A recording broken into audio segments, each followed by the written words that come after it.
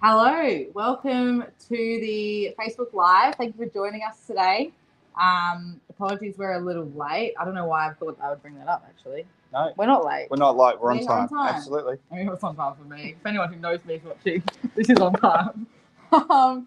Yeah, thank you so much for watching. We had the Garden EDM go out on Tuesday with all those offers. And then obviously we're doing this live on a Thursday, which is really exciting. We've got a whole heap of stuff to take you through. And we had our horticulturalist at the St. Mary's store write that garden blog. He spoke about mulching again, which Phil is thrilled about. So thrilled. But yeah, we'll take you through some of the things you should be thinking about in your garden at the moment. Yeah, should we get into it? Let's do it. Summer veggies. The main top part of that blog and some of the things we focused on in that EDM was preparing your veggie plot for summer veggies. What should we be doing? What are the summer veggies we're looking at? All that type of stuff. Sure, it seems a bit crazy at the moment with the weather being I know, it's just so cold and wet. It's just today, started pouring down outside. But the weird thing is it's not even that cold, it's just wet. It is now. I mean, it was cold a couple of weeks ago and it's gone back to being wet. So, summer vegetables. We're getting ready. We've seen the beginnings of things like tomatoes and cucumbers coming through. Yeah. So I'd say we're probably still 2 or 3 weeks away from really getting stock through the stores. I know that some tomatoes have come through, but really to adequately grow them, you probably need to look at having some sort of a greenhouse. We have greenhouses here that we sell. So yes, we do. If you wanted to get in early, you could do a little garden bed type greenhouse, or you could do a full size one. But tomatoes and cucumbers are probably the biggest ones that will get through. Capsicums, chilies, eggplants, all those sorts of things will start to come through probably a little bit later in September. Okay, cool. So prepare for it now, but plant later. Yeah, I mean, in terms of soil prep, you can start to, I think Chris mentioned about putting mulch on, turning compost through. We had some animal manure, cow manure. Those sorts of things are definitely worth getting into the soil now, especially with a bit of rainfall. Turning the topsoil over to get some moisture down deeper is never a bad thing as well. Yeah, nice. Well, first segment done. Not so. Feed the garden. If you're feeding the garden, we spoke about fruit trees, roses, lawns. I think the whole gist really in the blog was that you should be worrying about all of the garden at the moment. But for fruit trees, what should we be considering? So there's a few different ways that you can go about it. An easy question. Well, sorry, I don't mean that as I'm someone who I have no idea what the answer is.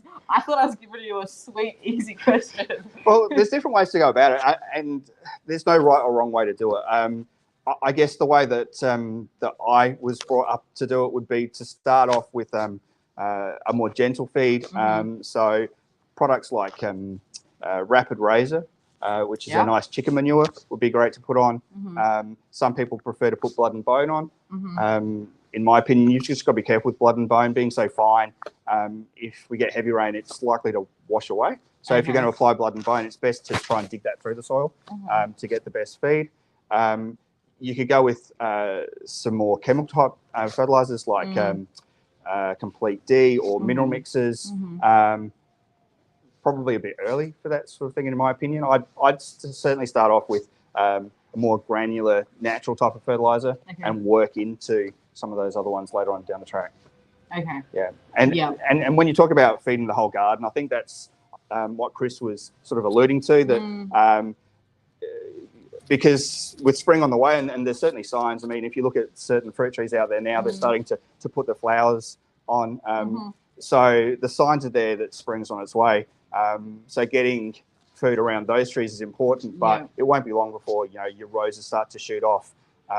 Your lawn starts to happen. Okay. You make the move into your summer garden veggie patch and stuff like that. So it's worth just probably investing in sort of a larger bag of fertilizer and just doing the whole garden at one time. 2 weeks away, or less than 2 weeks away from spring now. If you go by dates, yeah, absolutely. I mean, I think Australia's. What do you mean? What other ways? Well, I think Australia's the only country that actually uses like the 1st of September as their spring. Like, really?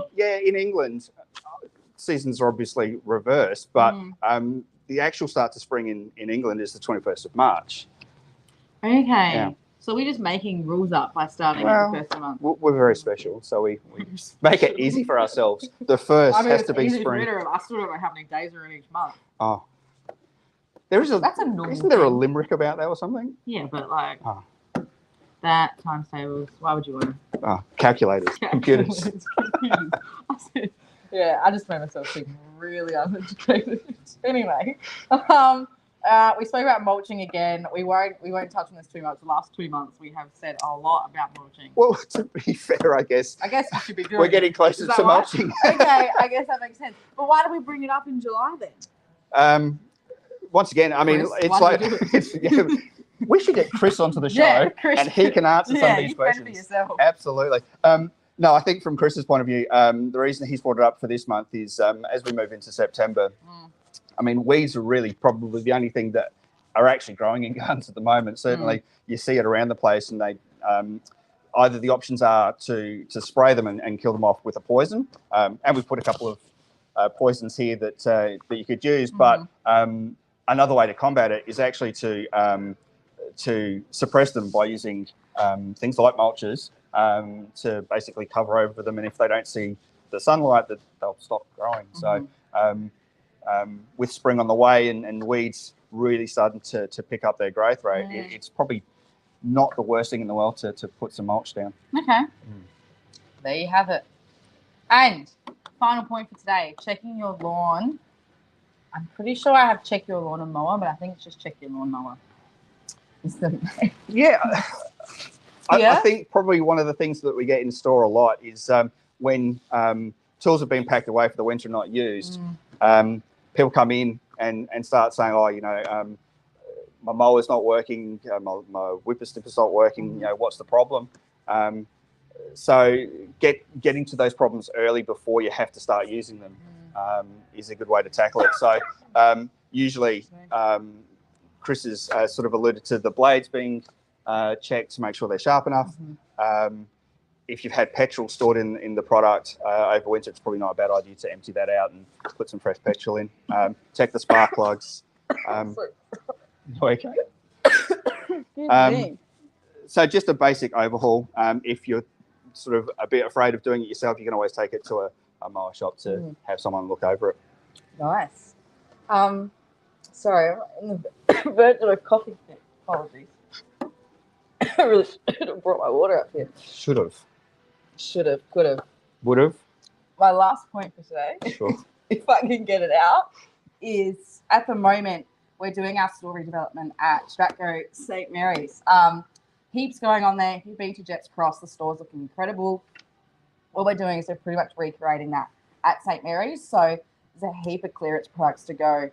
So get in, have a look. Some stuff's like 75% off, like basically for nothing. Wow. We're giving it away. Giving it away? Get in. Yeah, I was down there the other day. There's lots of pots and plenty of garden products down there. Chris has got the garden centre absolutely bursting at the seams with plants. Yeah. So from a garden perspective, there's plenty of things to be purchased, and I know that there's plenty of clearance lines as well. So thank you for joining, everyone. Short and sweet today. If you have any questions, pop them in the comments. We can either answer them quickly now, or we can answer them in the next coming days. I'll get Phil to give his pro-horticulturalist responses. Don't worry, it won't be me responding. Or technically it will, but it won't be my answers. Sure. If you wanted a clarification, there it is. I'll give the answers, and Belle will put them into something that people can read. Yeah. Okay. Well, we'll leave it there before I cough into the microphone again. You're going to be okay? Yep. Fantastic. Thanks for joining. We'll see you next month. Look out for that EDM. We've got heaps of other EDMs coming out at the moment. There's a lot going on at Stratco. Actually, there is one more thing I'll leave you with, actually, is Stratco is on the block. Oh, we are this too. year. Yeah, we absolutely. are on the block, which is extremely exciting. So there's heaps going on. If you want the latest updates on everything, just sign up to be a Super Saver member. You'll get all those emails. We've just seen Scotty Cam's shed, which is awesome. Might I add, Highland tray. There's a brick dado wall at the bottom. It's pretty smooth. Yeah, they're pretty huge sheds, aren't they? Massive sheds. Yeah. They're like 182 square meter sheds. I've never seen anything like it. It's just bigger than what I would probably buy for my first unit. first home. First home. Sorry. Yeah. Thanks for that. Okay, thanks for watching. We'll see you next month. Thanks.